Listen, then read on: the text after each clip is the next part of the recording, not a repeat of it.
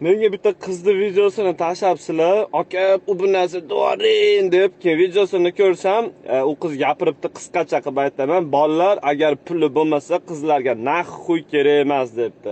Nima deyman u qizga?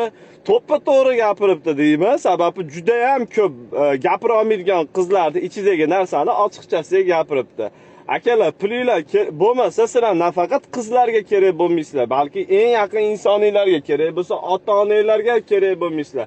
1 yil uyda hech narsa qilmasdan yotib ko'ringlarchi, pashol naxuy deb yoradi ota-onalar ham. Sababi nima? Ota-onalarga sizlarning pulinglar kerakli joyi yo'q. Ertaga bu dalboyob o'zini o'zi eplasin, ko'chaga chiqib u bu движение qilsin degan ma'noda pashol naxuy deb yoradi.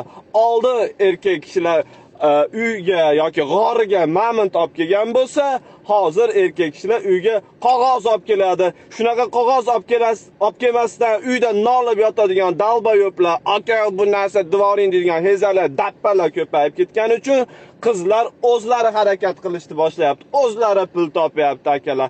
Tasavvur qilinglar, oldin ham hozirgidaqa nolib menga bu qiz qaramayapti sababi pulim yo'q deb oldin yotganingda, mamont olib kelmaganingda, ya'ni u qiz boshqa mamont topadigan erkakni topib ketardi, sen esa nima bo'larding?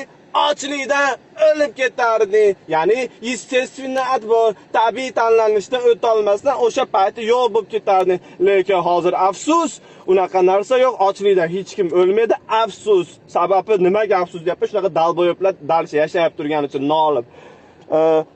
Hech kimga kerak bo'lmay yotasan-ku, lekin ochlikdan o'lmaysan. Tashdi mujiki, babuyini yotib nolormasdan pulga qaraydigan, u qilar ekan, bu qilar ekan demasdan soqqani bos. Keyin soqqing bo'lgandan keyin tanlov senda bo'ladi. Xohlaganingni tanlaysan, babuying.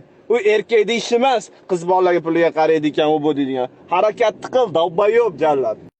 Keyin yana bitta asosiy narsa, qiz bola puli yo'q emas, harakat qilmasdan uyda yotib nolaveradigan dalboyobga pashol naxu deydi. Ko'chaga chiqib 3-4 so'm pul topib, uyiga olib kelib non olib keladigan odamga hech kim hech qachon pashol naxu demaydi.